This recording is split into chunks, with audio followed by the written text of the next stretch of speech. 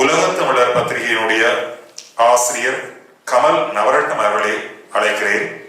இரண்டாம் பாகத்தினுடைய 4ஆம் அத்தியாயங்களவாக பேசுவதற்காக. நூல் ஆசிரியர் நிலவன் அவர்களுக்கும் மற்றும் அழகிய கோடை நாளில் புற கையாட்டங்களை தவிர்த்து இங்கு வருகின்றிருக்கும் இனப்பெற்றாளர்கள் அனைவருக்கும் எனது அன்பார்ந்த மாலை வணக்கம்.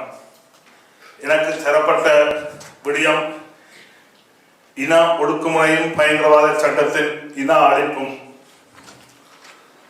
1948 ஆண்டுக்கு பின்னர், அதாவது சுதந்திரத்துக்கு பின்னர் இலங்கையில் ஏற்படுத்தப்பட்ட பயங்கரவாத தடை சட்டத்தினூடாக தமிழின இன அழிப்பு எவ்வாறு கொஞ்சம் கொஞ்சமாக மேற்கொள்ளப்படுகின்றது என்பதை அவர் முதலில் விளங்கப்படுத்தியுள்ளார்.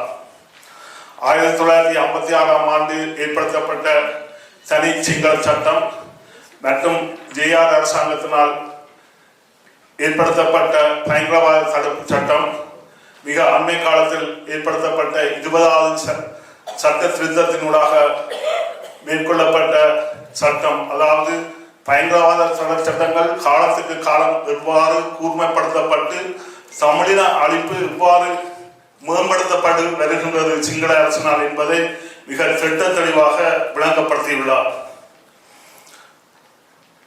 தமிழினம் ஒரு தனி இனம், ஒரு தனி மொழி ஒன்று, தனி தேசம் ஒன்று, தனி பண்பாடு கலாச்சாரம் என்பன ஒன்று. அதே போன்று வேறு இனங்கள் சுதந்திரமாக இந்த உலக பந்தில் வாழ்ந்து வருகின்றார்கள், அரசமைத்து வருகின்றார்கள். அவ்வாறே தமிழினமும் ஒரு அரசமைப்பதற்கு முற்பட்ட வேளையில் ஸ்ரீலங்கா அரசாங்கத்தினால் இன அடக்கு ஒடுக்குமுறை கொண்டு அடக்கப்பட்ட வேளை சுதந்திர போராளிகளாக தமிழீழ விடுதலை புலிகள் தோற்றம் பெற்றார்கள்.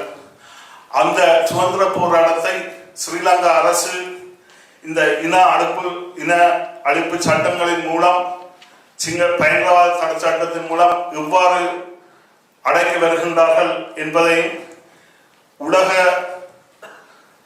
பிற நாடுகளின் ஒத்துழைப்புடன் அதை எவ்வாறு ஒடுக்க முனைகின்றார்கள் என்பதையும் மிக தெளிவாக காட்டுகின்றார்.